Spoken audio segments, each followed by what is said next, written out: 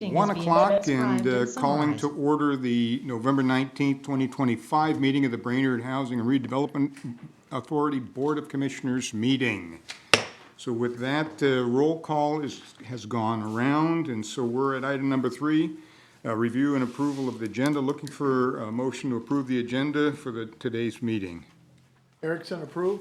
Is there a second? Second, Jaeger. Okay, any discussion? Hearing none. All those in favor signify by saying aye. Aye. All opposed, same sign. That motion carries. We are on to approval of the minutes of the regular board meeting of October 22nd, 2025. Looking for a motion, please. Looks good to me. Motion to approve, Jaeger. Is there a second? I'll second for Coda. Okay, any discussion? Hearing none. All in favor signify by saying aye. Aye. All opposed, same sign. That motion carries. We're on to unfinished business item 5A, a request from Level Contracting for Outlaw E&F project.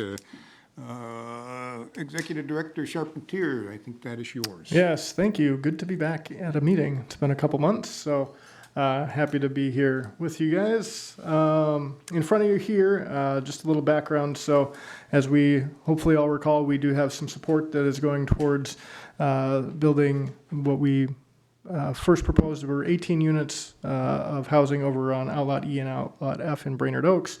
Through that process, we've been looking for some grant funding to also support Level Contracting in their efforts to get infrastructure, roadway, curb gutter, water, sewer into that site.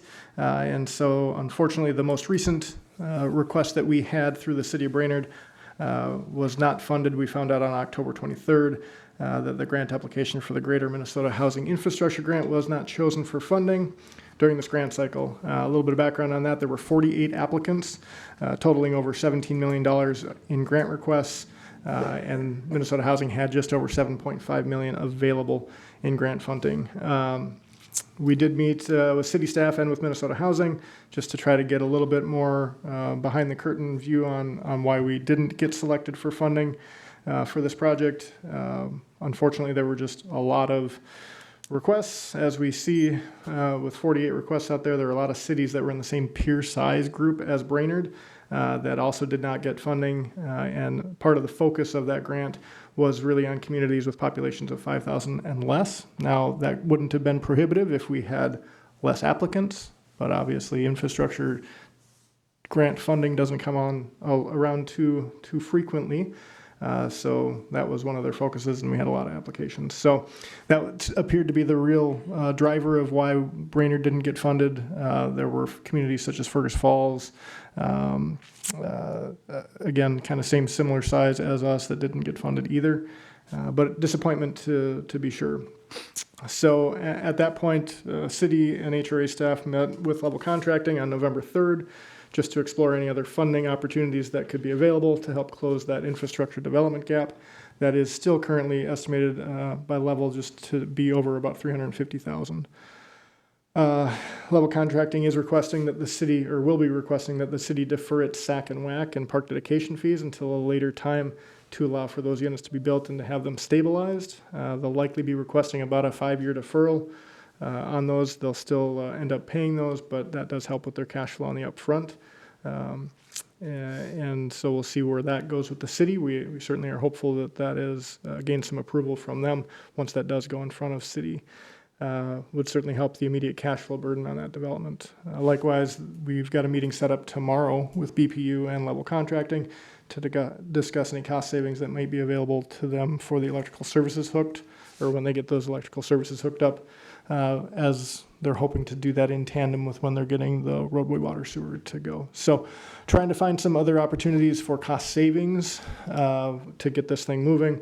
Also discussed at that meeting on November 3rd was the possibility of adding 2 additional units. So as I said, we know that there were 18 units additional, or primarily and initially proposed for this. We're hoping to get 2 more of them. That was discussed by the city, and it was actually suggested by the city to see if they can squeeze another twin home in there, which would also help defer, or not defer, but that cost of per build would come down a little bit with all that infrastructure. We'll see where that goes. I know that's still being reviewed by the city as far as, and with Level Contracting's drafting to see if that's going to go. So where we are now, Level Contracting is looking at any other additional support that we might be able to give from the Brainerd HRA side to close that funding gap for the infrastructure. Initial request is to support the development at the same grant amount that the Crow Wing County HRA is supporting this project at, which was approved at $150,000.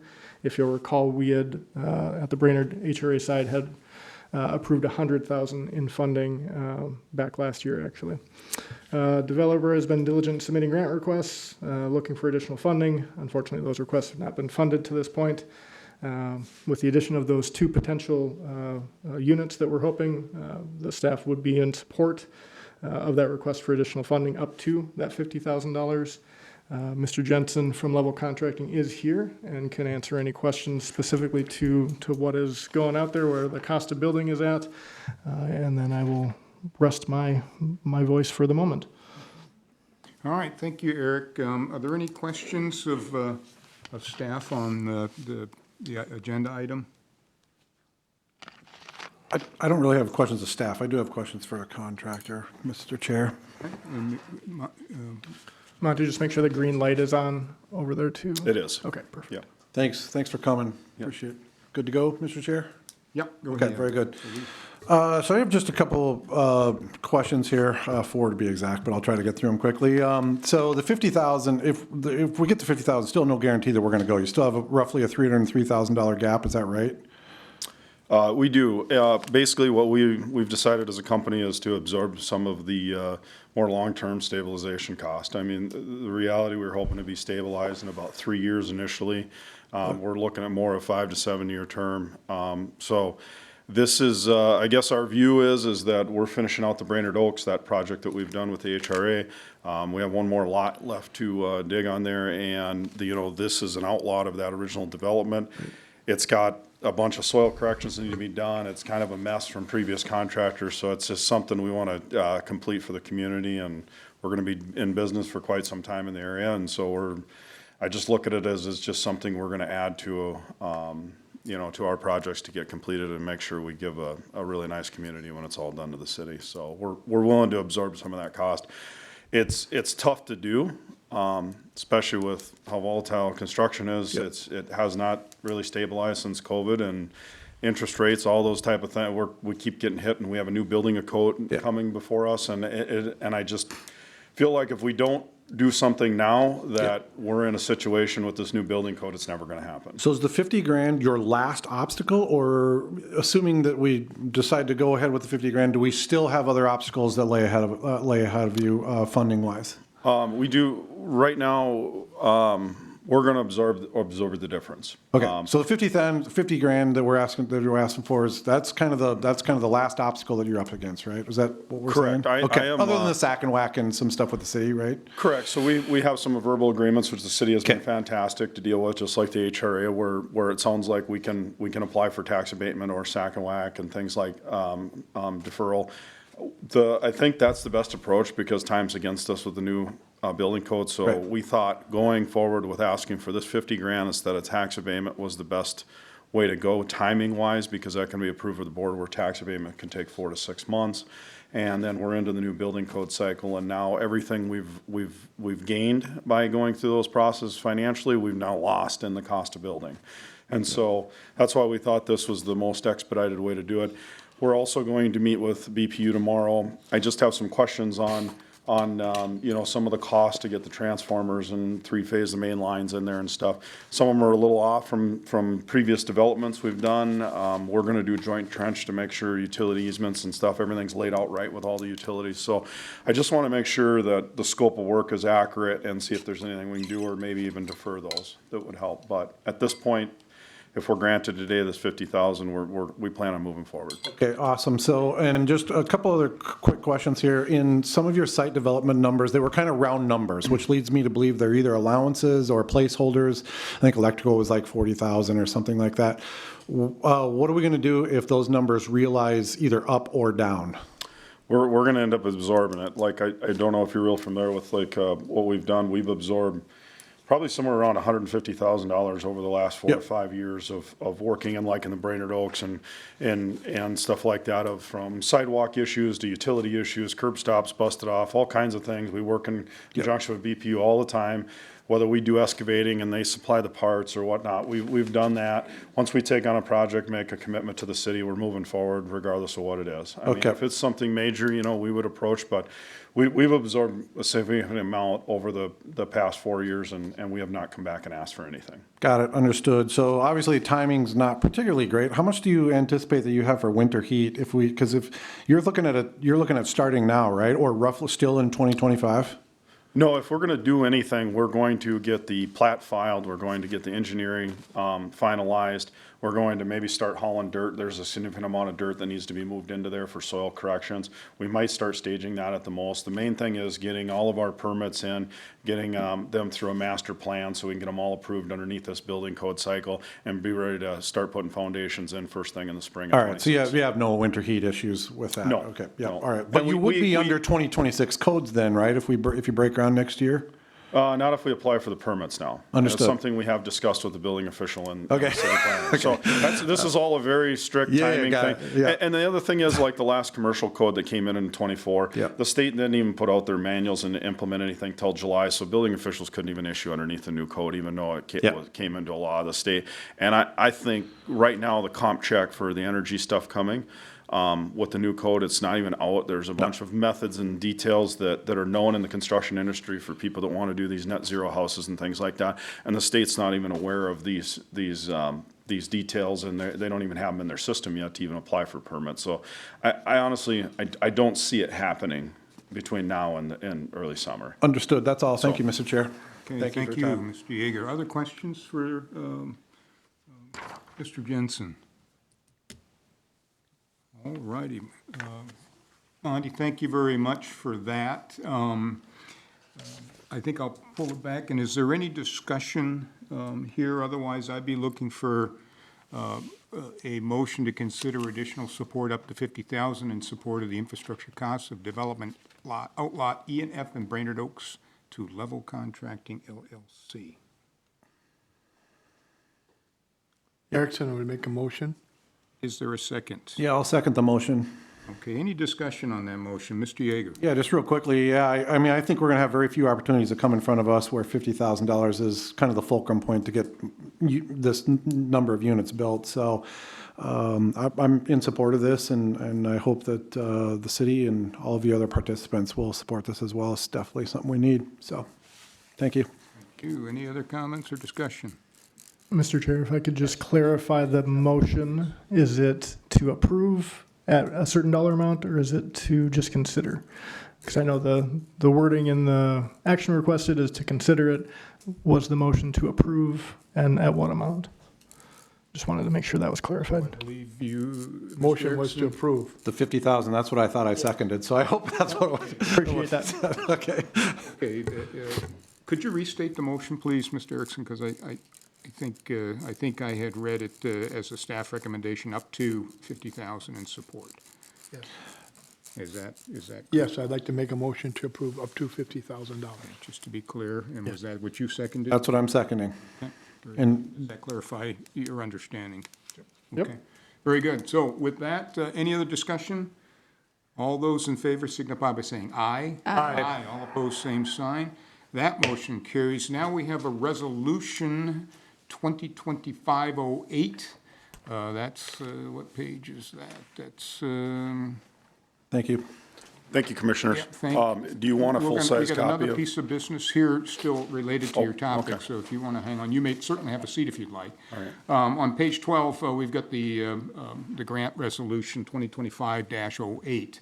So be looking for a motion to approve the grant resolution 2025-08 for funding up to $50,000 from the Brainerd HRA to Level Contracting LLC to support the development of 10 twin homes on Outlot F. Is there a motion?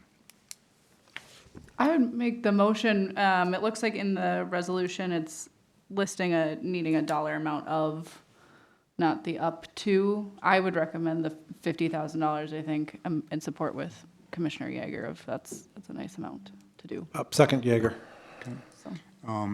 So, So the resolution to say of $50,000 where the highlighted yellow is there in that second paragraph and not to. Are we understanding that correctly, Mr. Charpentier?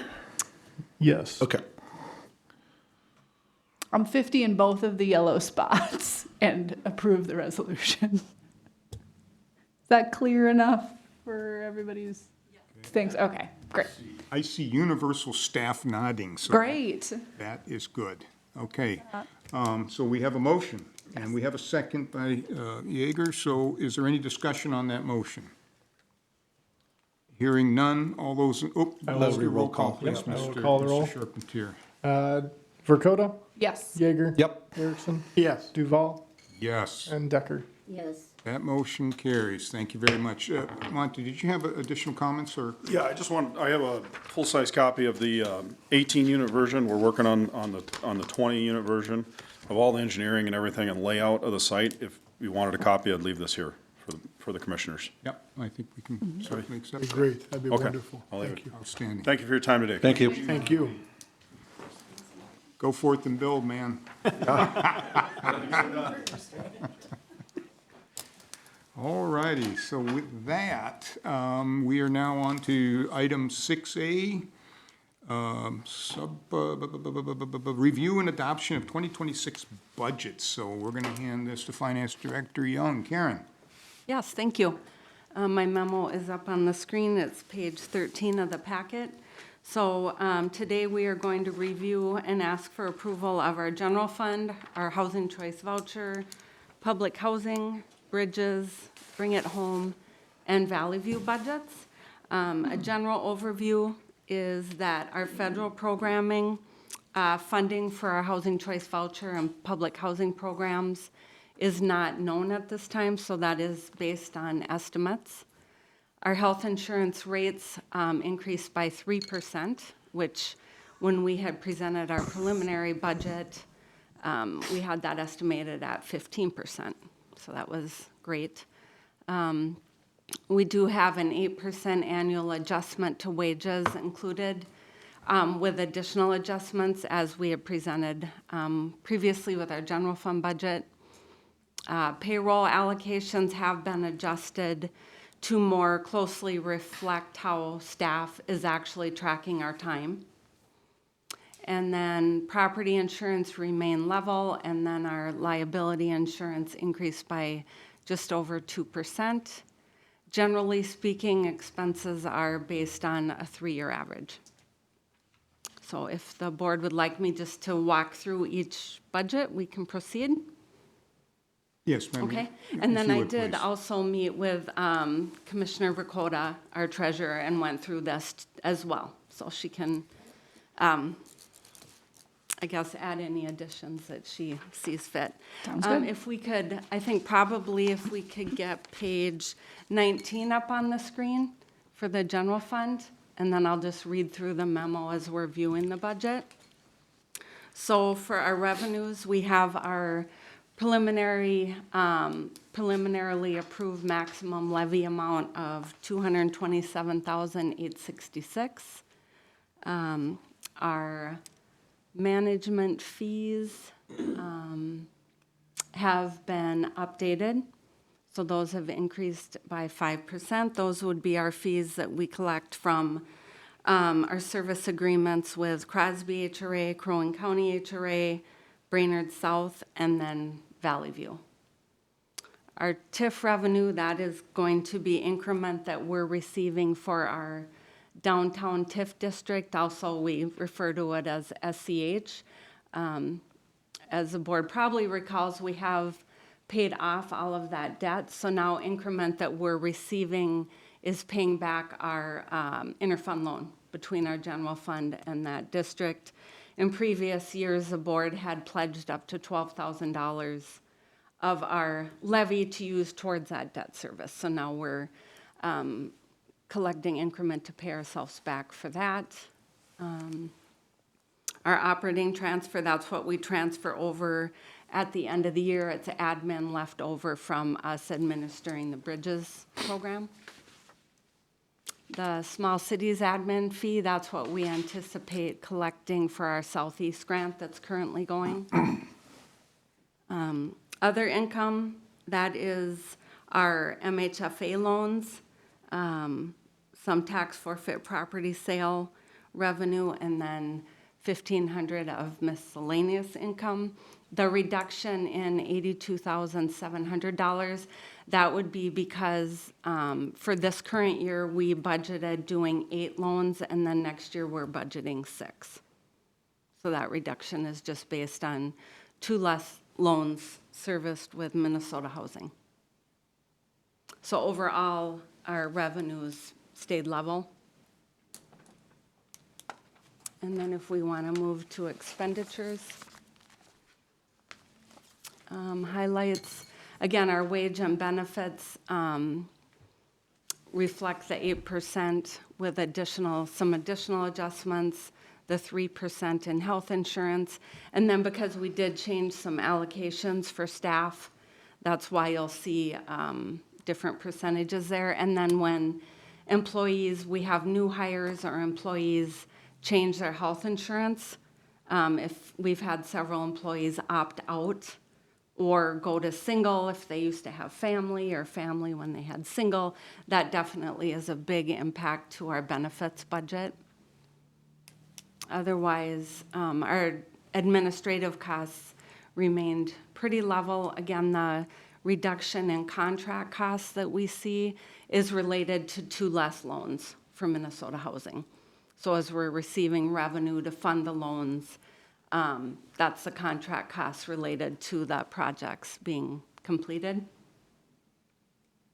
So overall, our administrative costs went up about 3%. And then we have some general expenditures, I guess primarily insurance, decreased from what we have budgeted. What our budget was this year, our actual costs were significantly less than that, I think about 40% less. That's why we're seeing a 34% decrease between budget years, but not actual. Our budget was overstated for this year. Other programs, that's our board's budget line item to do projects. And we've been the last several years to reflect a balanced budget. Whatever is left there, we're putting into that line item. You'll see it's $25,000 less than our current budget. So for next year, the board would have $13,000 built in. And this is a line item now where we're funding the level contracting ask. We really haven't spent the $38,000 in that budget line item for this year. So in theory, in doing the additional $50,000, it could come out of that line item for this year. So overall, for general fund, we have a balanced budget. And then our fund balance at the end of last year, we had 8 months of unassigned fund balance that the board could use for any purpose. And then we had the $180,000 of assigned for projects. So that's where the $100,000 will come out of for our current level contracting approval that the board had delegated. Are there any questions at all on general fund? Thank you, Karen. Questions of staff on the general fund budget? Alrighty, hearing none, please proceed, Ms. Young. Okay, we can go ahead to the voucher budget right there.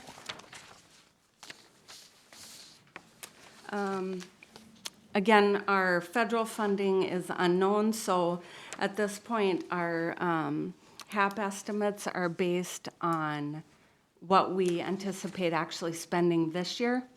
So that $2,080,000 is our estimated HAP expenditures, rental assistance spending that we will do in 2025. In theory, that's what HUD will fund us for next year.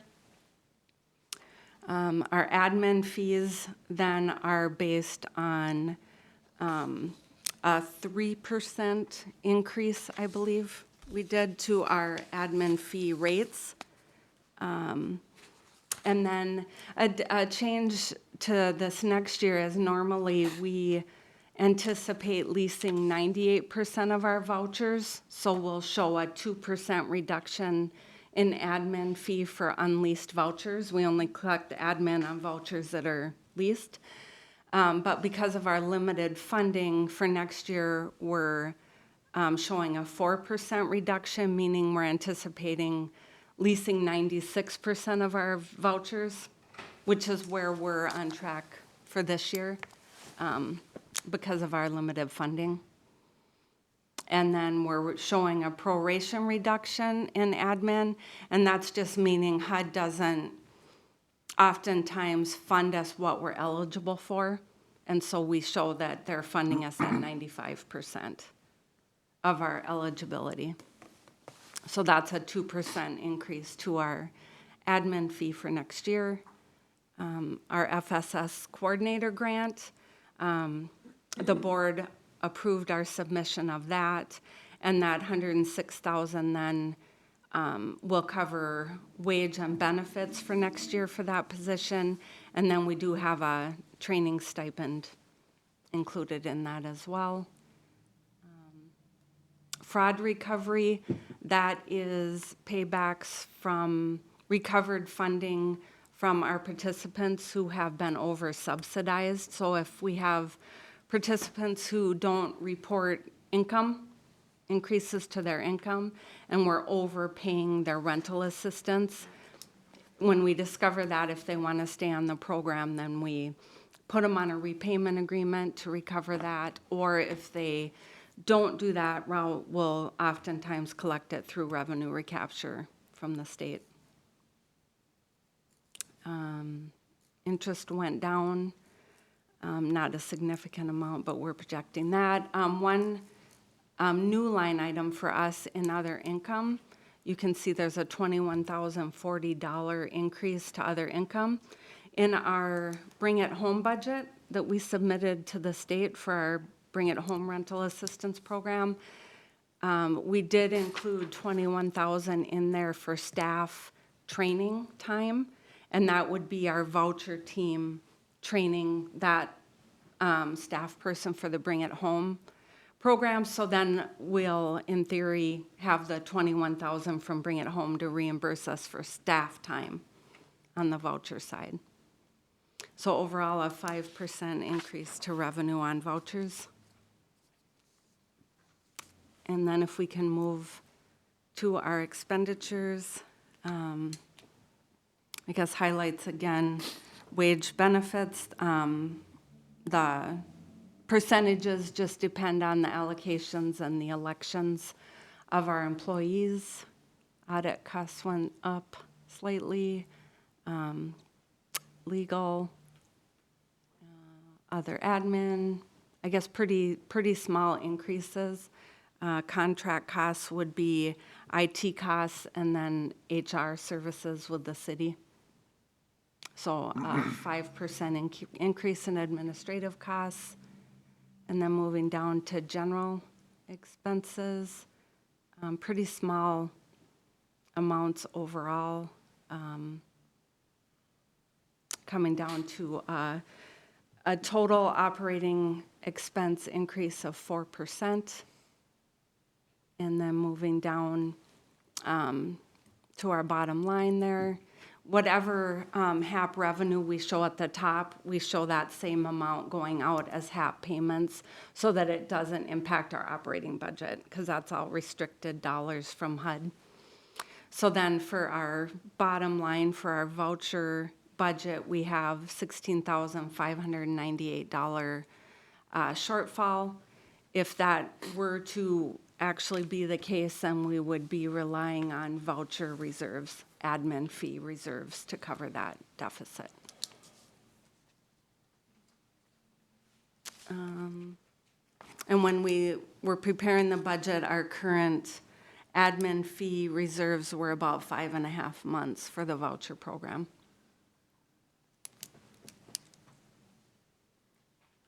Are there any questions on the voucher side? Questions of staff on the housing voucher budget? Hearing none, please proceed. Okay, moving right along to public housing. On our revenue side, we projected 2% vacancy loss. Our subsidy, again, we're showing in this budget then a 5% proration reduction, meaning they fund us at, HUD funds us at 95% of our eligibility for the year. Other tenant charges, that's the, I guess, self-explanatory, the revenue generated for charges to our tenants. Excess utilities remain level, interest level, and our other income increased by $23,920, and that is primarily related to that increase in our Ross grant. Antenna fee revenue increased. Laundry revenue, we budgeted decreasing slightly, and then an increase to miscellaneous revenue. So overall, a 2% increase to our operating revenue. And then moving to our expenditures, we did increase our staff training budget by $6,000 since we do have new housing staff. We'll have trainings that we'll want to send staff to next year, which is a good thing. Legal, based on averages, decreased. Our other admin costs went up by $1,200, and that's primarily publications, membership, advertising, postage, bank fees, those types of costs. So overall, 7% increase on our administrative side. And then maintenance, again, we're budgeting primarily on averages. I guess there were pretty significant increases to plumbing, and that's just based on our average. Exterminating, we've increased that by 68%. And, you know, exterminating is a hard one because it costs what it costs. You know, as there's more pests, obviously we need to treat them, so that line item significantly increased. So overall, a 2% increase to maintenance costs. We've talked about maintenance and just trying to be mindful of the budget, and our costs are continuing to increase, so just as we can try to control costs or just have staff trying to be open-minded and eyes open as far as when we can try to have savings to bring, savings to our costs to bring those averages back down. For utilities, overall, a 1% increase.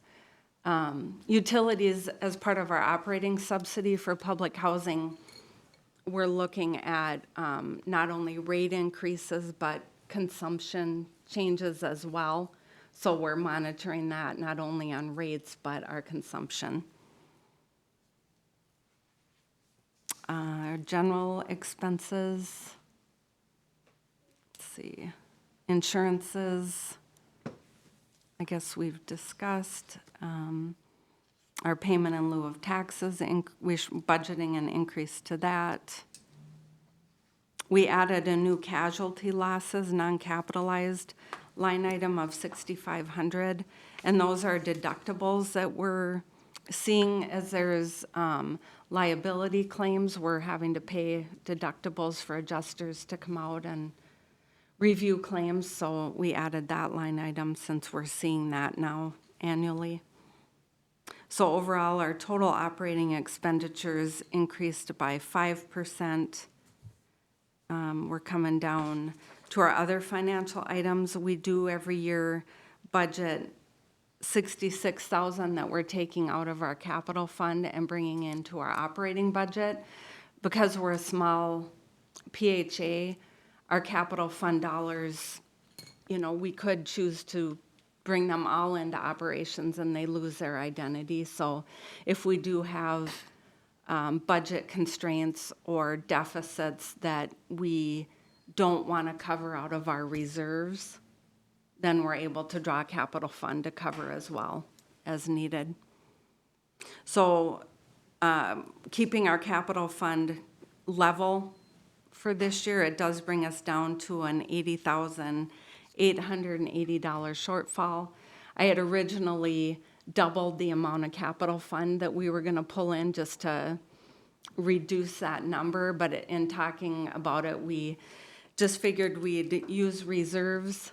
Again, we had, for the end of September, we had just over 8 months of reserves. Now that we have October's financials, we have about 7.34 months of reserves. When we look at our ratios in our financials that we provide to the board every month, for us to get maximum points for our reserve amount, we need 4 months of reserves for public. And then we have typically liked to have 6 months, and we've been sitting between that 7 and 8 month range. Any questions on public housing? Questions of staff on the housing budget? Mr. Yeager. Thank you, Mr. Chair. My question is regarding the 3-year average on maintenance. Do we calculate that based upon the last 3 years averaged together, or are we calculating that on the average increase of the last 3 years and then projecting the increase? I'm just curious how we calculate that. We'll look at the previous 2 years and then where our current year is looking like it's going.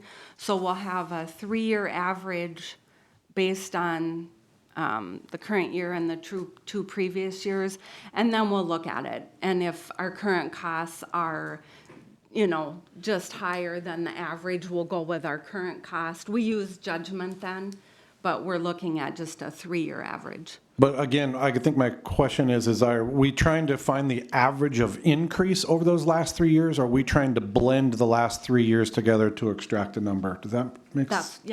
Yes, we're looking at the Okay. average as our, And that's really kind of my question. I mean, I have a high degree of appreciation for optimistic personalities to offset my deeply dyed pessimism, but 2% in maintenance to me seems highly optimistic. And I just am concerned that we're running ourselves thin on the maintenance side. I feel like that's really something that is out there that could really come and get us in the next coming year and, thereafter. So as long as we're comfortable with that, and I think I'm okay moving forward, but 2% does not align with, I guess, what I see on other projects and what we're looking at for national averages for construction costs and maintenance and those types of things. So I was just curious about how that 2% came about, so.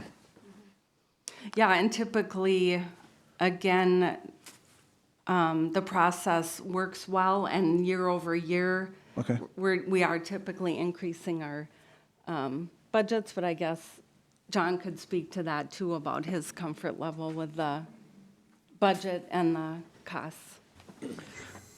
I appreciate the perspective because the costs just do keep going up, and to Karen's point, there's exterminating we have no control over. But I think some of that too, we did see a creep up in the plumbing. But those are typically due to instances or factors that I think, I would agree it's tight, but I think we're okay. Okay. And Karen and I did discuss, tightening that belt and trying to just watch things a little bit closer, so, Gotcha. thank you. Thank you. That's all. Thank you, Mr. Yeager. Other questions on the housing budget? Hearing none, please proceed, Karen. Okay, we'll move to the bridges budget. So again, we have 13 bridges vouchers. So the HAP is representative of our average per unit cost for those vouchers to be leased up. Our admin is based on, again, 13 vouchers leased a month. And then at the end of the year, any admin left over, we transfer over to our general fund. So we show a balanced budget with $11,095 transferred to general fund at the end of the year. And the state has caught up with reimbursing us, so they're current right now. We hope that they got their act together and they stay there. They were up to 4 months behind, so, which isn't good. Any questions on bridges? Questions of staff on bridges? Thank you, please proceed. Okay, and then the bring it home budget is next. And that would be based on our budget that we submitted to the state. So it's a 2-year grant cycle, and this would be year 1 of our revenue and expenses for that grant. And because it's a startup program, we did ask for $102,640 in startup costs with the state, and that is to be used in the first 12 months of starting the program.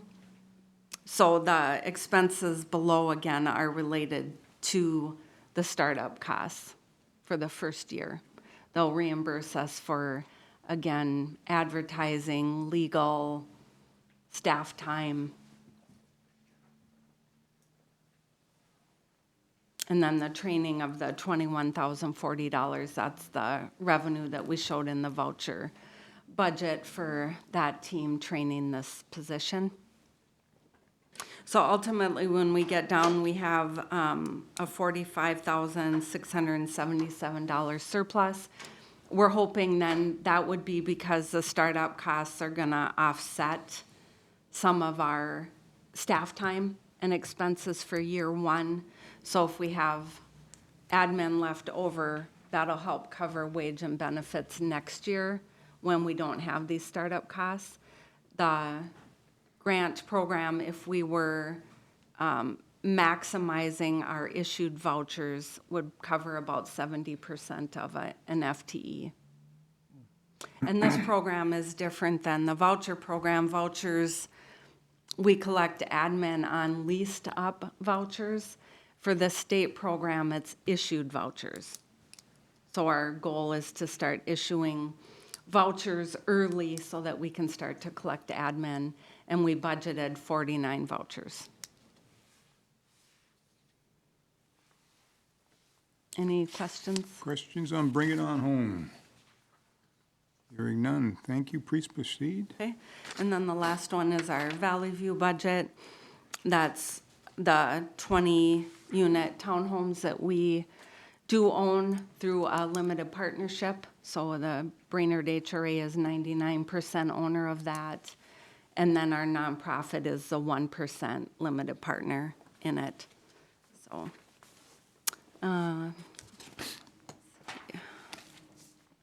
going into that one, we did budget a 3% rent increase. Our dwelling rental shows a 9%.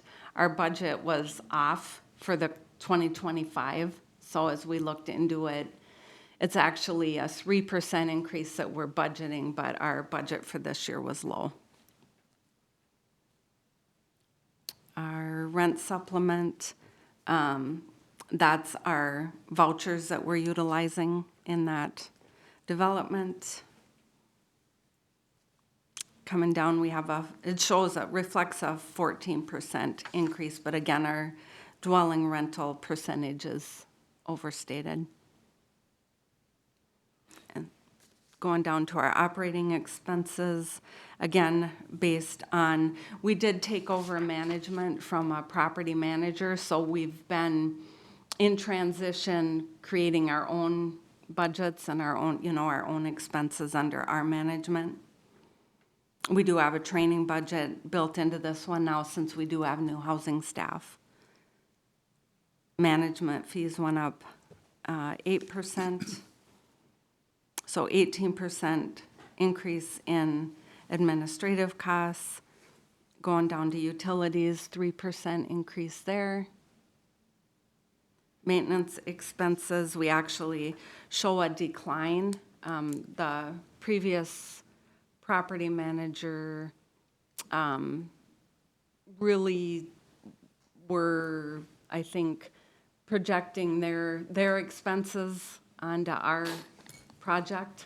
So we've actually been able to run it leaner. There are some deferred maintenance costs there that we're gonna have to deal with, but overall operating budget, we're showing a reduction in that.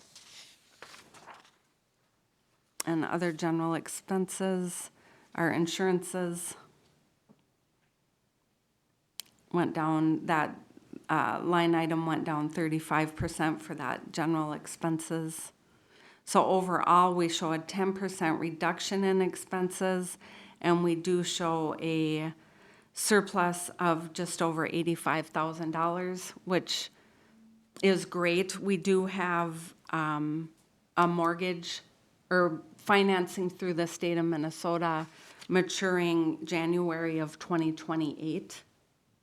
And at that point, we have a $450,000 principal note with the state, and then that'll be $135,000 of interest, so $585,000 maturing in a balloon payment the beginning of 2028. So staff will have to look at working with the state to refinance that or see what other funding they would have. So as we're showing reserves or surpluses here, our thought is that if we have cash, maybe we can pay the interest piece off and not refinance the entire debt. So that is our plan, to try to show a surplus there for the debt payoff. Questions of staff on the Valley View budget? Mr. Yeager. Thank you. Did you say that we had a manager in 2025 and we're taking management back of Valley View for ourselves for 2026? We're currently right now as well. So that's my question is our management fees going up 8%? How can that, if we're taking the management back upon ourselves, how are we going up on the management? We're just taking a fee for all leased units. We're doing a calculation. I see. Got it. For our staff Makes sense. time. Okay, Yeah. that's all. It's just much reduced from Yep. what the property management Understood. company was doing, so. If the board felt at some point we wanted to take more money out of that partnership for our general fund, that would be an option. Our strategy is to not pull the money out of it Right. so that we can do capital improvements. Thank you. Any other questions?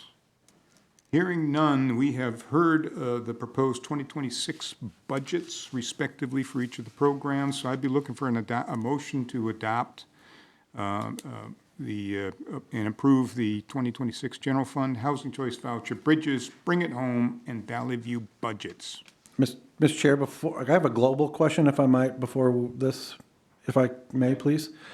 So, I'm not sure if the question is for Mr. Charpentier, but, so the city council has tentatively approved, has preliminarily approved our $227,000 ask for next year. However, as I'm sure you know, there's a fair amount of disquietude with the city council moving into their budget for next year, and we still have a gap to close. So just the dumb question is, which I'm sure is, why do we do this now versus when we actually find out how much we're getting from the city council at the end of next month? I think it's primarily timing. Like, we want to try to get our budgets passed as soon as possible too. Okay. Obviously there can be revised budgets. Karen, you can certainly speak to that timing. Which is what we did last year, the process of approving a budget, coming back and then revising it. So my question is just as a system or as a process, why don't we just wait on this for? And I think the easy answer there is typically the prelim budget, or maybe I should say historically. Historically, the prelim approved levy amount has stayed on the final side. Okay. Is that fair? Yep, and in years past. Optimists. I like it. Surrounded by optimists. Love it. In years past, we did present budgets in December. We'd done that for years. And then it was suggested that we present them in November in case there were any changes or if the board wanted us to come back with anything, it gave us another month. So then, gosh, probably 12, 15 years ago, We switched to doing it in November, but we did previously do it in December. Thank you. Thank you, Mr. Yeager. I would be looking for a motion for the aforementioned staff recommendation. I'll make a motion to adopt the 2026 General Fund Housing Choice Voucher Bridges, Bring It Home, and Valley View budgets. Thank you. Is there a second? Erickson, second. All right, any discussion on that? Yes. I just want to say, you know, we talk a lot about, you talked about maintenance, we asked other questions of staff. It looks pretty lean.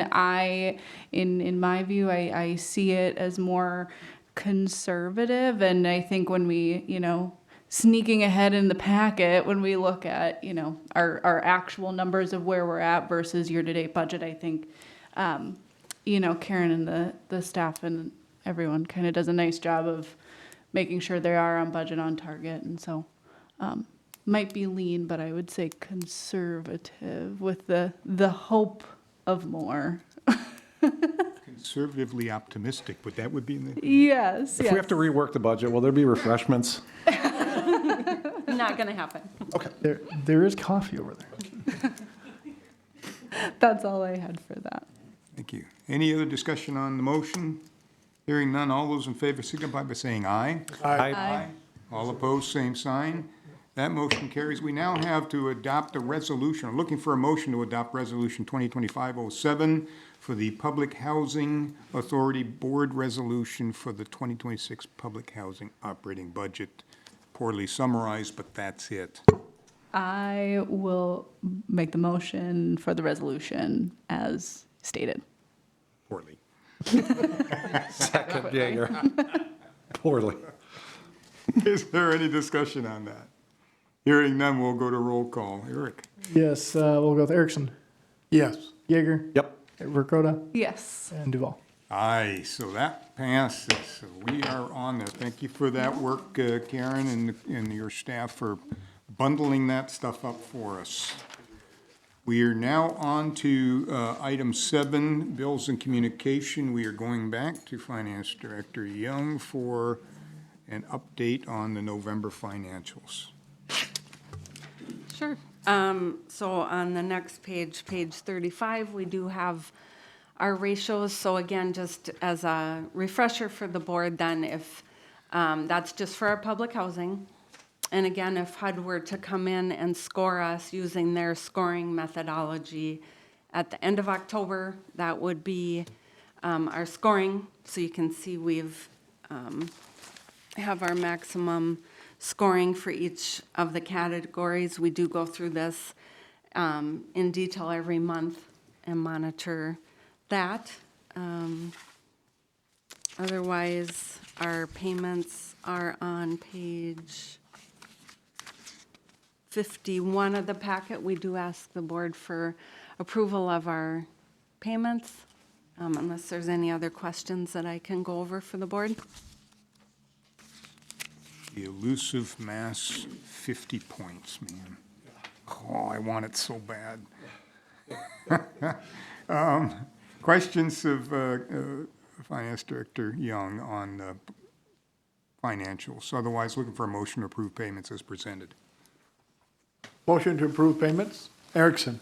Is there a second? Second, Jaeger. All righty, is there any discussion on that? Hearing none, all those in favor signify by saying aye. Aye. All opposed, same sign. Thank you, Karen. So we are now on to the HCV report. Ms. Demmel, I believe that's yours. Is that correct? Yes. Very good. Thank you. Mallory, please. Got to turn on here.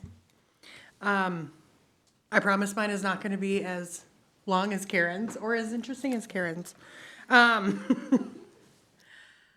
So typical stats up at the top. We are getting towards the end of the year, so we're starting to hit the 80% marks. I know that we had said last month that we were going to notify 50 applicants for new vouchers. We did do that. As of this week, we have issued 5 new vouchers, which is very exciting. 2 more today, and then we have people lined up for January 1st lease-ups. Most of the people that we're getting stuff back from are planning on leasing in place, which is amazing. That typically doesn't happen that way, so we're not gonna have a whole lot of people searching for housing at hopefully the same time as our new Bring It Home people. So that'll be great too. Moving down to Bring It Home, we did get a request back from the Bring It Home team at Minnesota Housing with a suggested change, which we were able to sit down, discuss, change quickly, and send it right back to them. So we're, again, waiting for our contract. And like I said last month, we're not sure. I mean, it could happen this month, it could happen in January, so we're trying to prepare ahead as much as we can. Let's see, the Bridges program, the FSS, sorry, Family Self-Sufficiency. The FSS grant was submitted on time, as we had discussed last month. Carrie did have a participant graduate from the program, which was wonderful. She was very excited when she came to pick up her check. I got the pleasure of being the one that was up front to give it to her, to tell her congratulations. She said she's planning on buying a house, which is the exact purpose of this program. So that always makes us happy. As far as stats, I'll let anybody ask questions that would like, and that is all I have. Questions of Mallory? None, thank you very much. We're moving on to the housing management report. That would be Hannah, she's not here. Yeah, I will take that. Somebody else is gonna take that. Would that be you, Eric? Yeah, I will take that, Mr. Chair. Hannah's actually in training all week this week, so happy that she's getting to do that. One just quick item to note on that FSS, those are impactful dollars. We always love to share the amounts. It's in your packet. $26,124 for that individual that's graduating off of that. They've utilized their time on the program, does exactly what it's needed to do, and now they've got a wonderful down payment or down payment plus other things. So we do like to highlight that, especially to the board. We talk about numbers all the time. We talk about budget and how we're getting constrained on budget, but this is so impactful to that individual or that household to be able to have that fresh start when they get off and graduate off of our program. So I do like to highlight that, and it is a very, very worthwhile program. We're happy that we've got it, and we like to see those graduates when they come through. Public housing side, as I mentioned, Hannah's out right now. We're actually hiring. We've got one person. We did hire our Ross coordinator. Her name is Shay Lee. She just started last Wednesday, so she's day 5.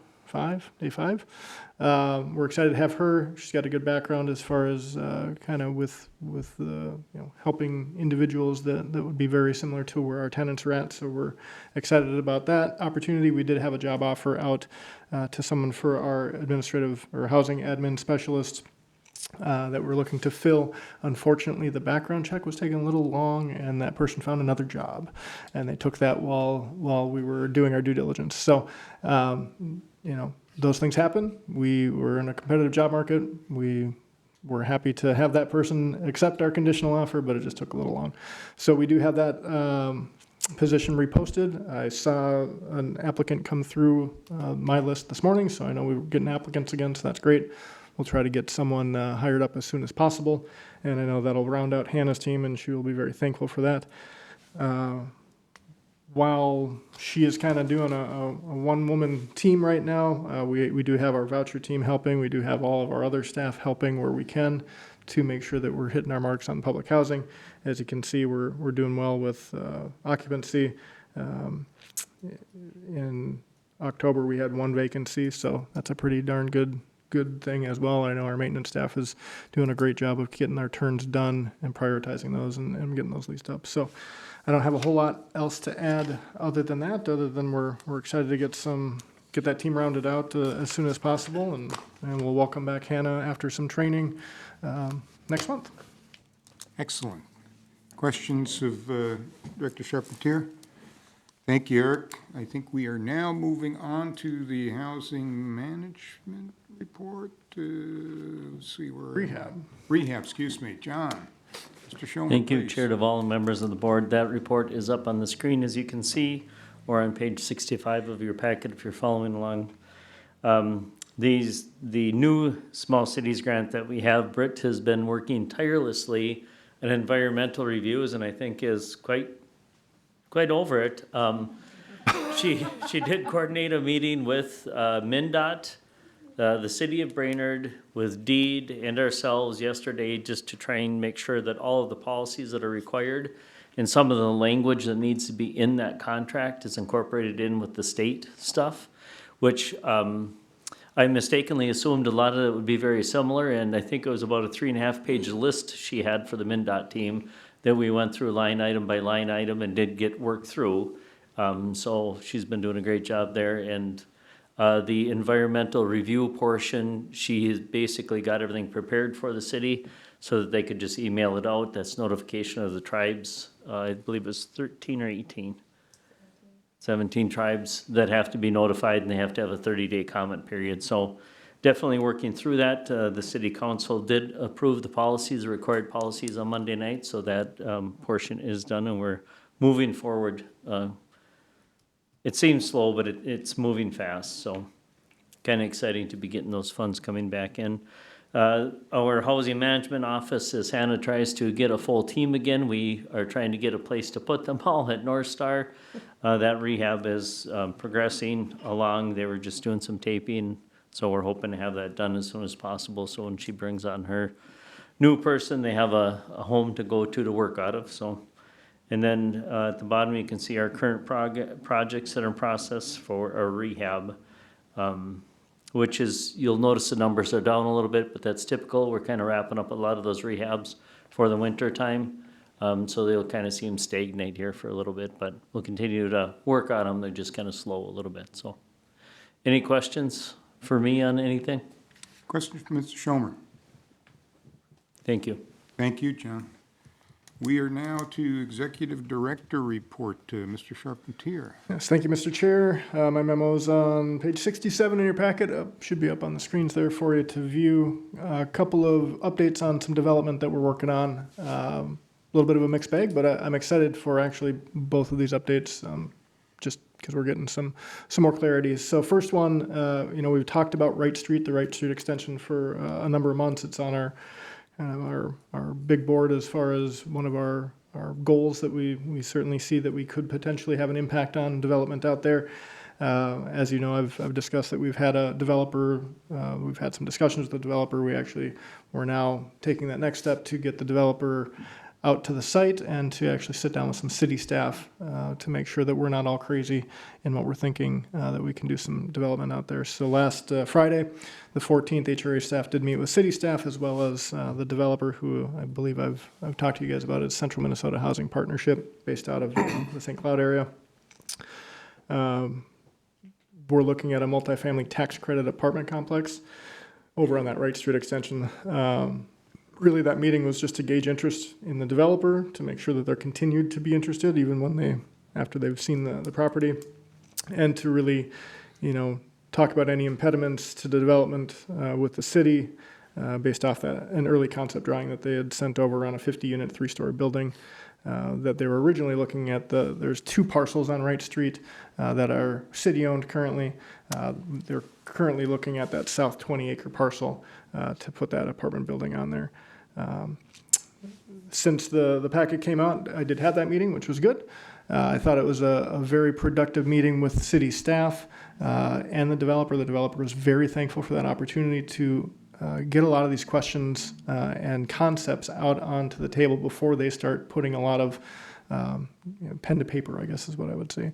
So the developers were very excited They told us as we were exiting that meeting that they need to do this more often with other cities and municipalities, because it was just a good kind of brainstorming session. Nothing that scared them off from wanting to pursue it. We did go out and do the site walk as well.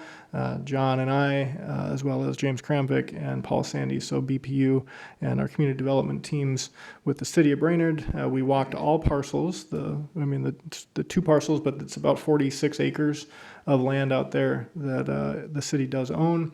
And again, nothing but positive, I think, feedback from the development team, as well as, positive feedback from the city and BPU. There's power out there, it's easily accessible, there's roadway infrastructure there. Certainly, there is still some infrastructure costs that would potentially be there for any potential development, but a lot of the facilities are very close. So what we came away looking at that piece of property, again, the 2 parcels, it seemed like they were actually leaning, both development team and maybe some city feedback was the north parcel would be a better suited, maybe less potential hangups on stormwater, on wellhead protection, and some of that is actually in the near a creek that goes through the south parcel, so there's a little bit of shoreland management that has to happen. So we will continue with that process. Eventually, we will bring some ideas to the EDA as well. We plan to have this on the EDA agenda in December, just to kind of give them an update on where things are at. There is a development agreement, or not a development agreement, a listing agreement for a lot of the parcels that the city owns. And so we are in contact, and I also had a meeting with community development director as well as that listing agent to talk about potentially removing one or both of those parcels to allow us to look at development that ultimately is up to the EDA. And so that will be a discussion that we'll have in December. So really positive. This is for tax credit programs. So that is, again, they'd be looking at applying for that in July of 2026. For an award with build cycle starting in 2027. These things take some time. We understand that. The other thing that I would just mention, and this is something we talked to city staff about as well, I specifically asked this question, what happens if they don't get funded the first year? Are there more dollars available? And this is one program that is continually replenished. And so CMHP does tax credit projects primarily. That's what they get their funding from. They understand the program, they understand the scoring of that. There are always scoring tweaks year to year, but they are confident that if they bring a project forward, if not year 1, typically by year 2, they're getting funding for those. So it's not a complete heartbreak if they don't get that funding that first year. They are confident. They typically have projects that go and get funded every year through this project or through this program. So it was good for the city staff to hear that. I know certainly we need to be cognizant of funding cycles and making sure that projects can actually move forward instead of stagnate. So just important for you guys to hear that as well. If this does continue to gain some momentum, and we're going to keep trying to garner and move that momentum forward for them. Again, once we get a little further down the road than that, I would like to have a discussion with this board on potentially utilizing funding that we receive from Trail Ridge on the sale of those properties to bring to the table to be an investor in this. If it does go forward, I think that would be a really great way to replace the 18 units of affordable housing that were sold. We certainly got a little bit of funding out of that, but we'd love to, if we can move 18 units up to 50 units, that's a great thing. And so that discussion will be coming. We're not quite there yet. We have had preliminary discussions again with the developer expressing our interest in being an investor in that as well. So maybe take a pause if there's any questions from the board on that specific project that we're trying to move on. Questions for Director Charpentier?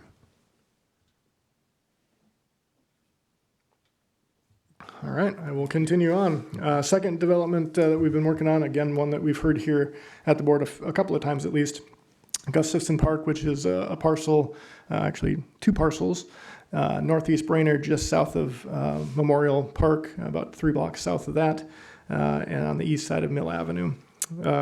City Council actually just reviewed options at their most recent meeting on Monday surrounding the development of that parkland. And city staff has, been working with city staff, certainly been chatting with Commissioner Yeager as well, as he is integral to kind of us working within the city. To see if there's any appetite, I guess, at the city council level to look at this development.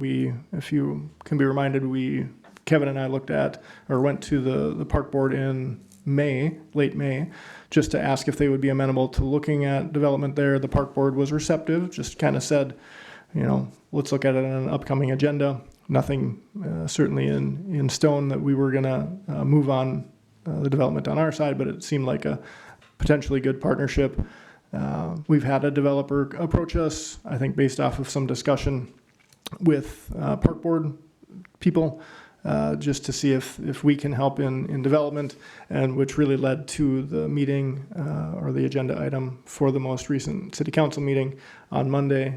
The city is also looking at opportunities to potentially develop themselves and actually sell the lots platted off. They figure that they can get 7 lots platted, which is what we would have been looking at as well with our developer for potential single family or duplex development on that property.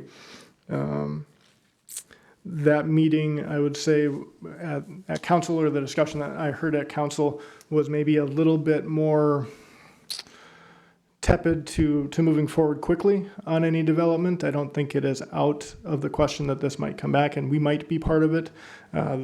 The city also might be part of it as far as developing it or platting it, or it might just stay the same. So it was I think maybe an initial conversation with city council to get their gauge on what the city staff should be directing their time on. And again, a little bit of a mixed bag. I understand it from a parkland perspective. Of some of the council discussion was that they wanted to retain parkland. Some of the discussion from council was that the parkland, the park board doesn't necessarily need all of the parkland that they have, and so why not look at assets that they have that they could potentially get some funding from. And I think that's from a city perspective, if the city were to be the ones that platted this and sold each lot individually, the idea would be to use those funds for the park board budget to let them offset some of the costs that they have to just running all of the great parks that we have. So I don't think it's necessarily a done issue that we won't have any involvement in it on the HRA. I would say that it won't be any time in the next handful of months or half year. I think it might take a little bit of time to have council decide what they want to do with this, and I would certainly cede to Commissioner Yeager if he has any insight or any discussion that he wants. Not at all. Perfect summary. Okay. With that, I would just ask for any questions on that and be happy to answer any. Questions for the director? Yes, Ms. Dakota. The developer that you're talking to about this, the Gustafson, are they looking to move quickly, or are they kind of on board for? Yeah, so discussions that I've had with them prior to the city council discussion on Monday was that if they were to be able to acquire the land, they'd like to build next year, at least start that build. And they were looking at, typically or projected 7 single-family homes. We had tried to discuss some higher density as well. The builder was receptive to that. I think the idea is they're looking for land, so I don't think this would be a complete detriment to them if we just had to put a pause on it. Sure. I'll have that discussion with them hopefully this week still, just to give them some feedback, and we'll go from there. But, plan was to maybe get going, but the idea that, they still could be involved. If the city wanted to plat those, they could work directly with the city and purchase those outright. Sure. And then of the 2 deals here, we're looking at the Wright Street as probably our more immediate one for future development. Yeah, well, so I always put that with a little bit of a grain of salt. The immediate need potentially because we would like to see the land conveyed so then the developer would be able to utilize that for their application with a memorandum of understanding or Yep. there'd be some action that we would need to take if we were conveyed the land or acquired the land. That won't be, of course, an actual start to build until at least 2027 if they get funded. Whereas, if the Gustafson Park were to move, that we could see dirt moved next year. But again, what I've felt from council is that pretty tepid, not necessarily going to be a high priority to get that going right now. That could change at any moment. Okay, that sounds good. Any other questions regarding those two? Maybe two other things I might add that aren't on my memo. Number one, we're also still looking for scattered sites. So as the discussion continues with city, we are, always wanting to make sure we're listening to what our counselors are talking about too, as far as development or housing. There are certainly a number, at least two for sure, the homes that are, I would say, blighted within the city of Brainerd that we're currently looking at. We've got contact information. We're reaching out to one of the owners to see if they would be interested in selling to the HRA. So those are other projects that we would look at to, if they're blighted and we could agree to a price on those and approved here to purchase those. Typically, we then look at either teaming up with the EDA potentially or finding other funding to demo those dilapidated homes and then get them back to building grade. And then we would typically look at either partnership with Habitat or we could sell those outright to a developer, work with someone to put a single family home up on those infill sites. So we're going to continue to do that. And I know John has reached out to one of those homeowners to see if they have any interest. So that is still always occurring. Even if Gustafson is stagnant for a while, we'll still move on with some other projects. And then lastly, I did pass my second class last month. So 2 of 4 down. We'll look to get the other 2 for that housing designation for development to get on my curriculum for next year to get that wrapped up. That is all. Thank you. One of the discussion piece at council Monday night that made me think about what our opportunities are. There's a distinction between the Gustafson properties and, say, the burned-down properties that are under private ownership or the large block properties in West Brainerd by the college that they're really nice development opportunities, but they're in private ownership. And so when you look at the things that the HRA can take action on, I mean, we can continue our negotiations and we have our strategic eye on certain types of sites or locations like the scattered sites where we think we can probably remove a blight and come in and put, good housing in its place. So as I was trying to think about what are those publicly owned parcels that remain in the city of Brainerd, I think the tax forfeit lands are pretty thin because most of them are undevelopable, what's left. I think those have been high graded for the most part. There's the school district has some parcels that they're having discussions about what to do with certain parts of their budget, and so there's possible opportunity there. There's the right sheet stuff and the other holdings that the city has in that portfolio at EDA. So I think our opportunity to be able to do something in a timely way somewhat connects not to the private parcels but are to the ones that could be administratively transferred or purchased from the city of Brainerd with HRA assets. And we can begin to work the ropes like we're talking about on Wright Street or like the preliminary scoping out conversations at Gustafson. So I encourage us to keep our eyes sharp on the strategic choices we've made with scattered sites and some of the perpetual affordable housing ideas that we're working on in other locations, and at the same time hopefully we can pick up some of these parcels like the Gustafson to be able to help the city come up with a development plan that meets our need for a workforce and affordable housing. So, thank you, Eric, for your report. We're at commissioner comments, and maybe I already gave mine, so any comments that you'd like to offer? I'm just very thankful that we're doing the budget in November. I think it's a good idea, and thank you for doing it. Great job. I really appreciate staff. Thank you. Thank you. Mr. Yeager? Yeah, same thing. Thanks for all the time and effort that goes into these budgets. A lot of work, and I'd like to wish everyone a happy Thanksgiving. Have a great holiday. Boom, got it. Pulled the carpet right out from under you. Put up with that. Man, everybody said everything. That was an optimistic note. And I was like, I'm taking it.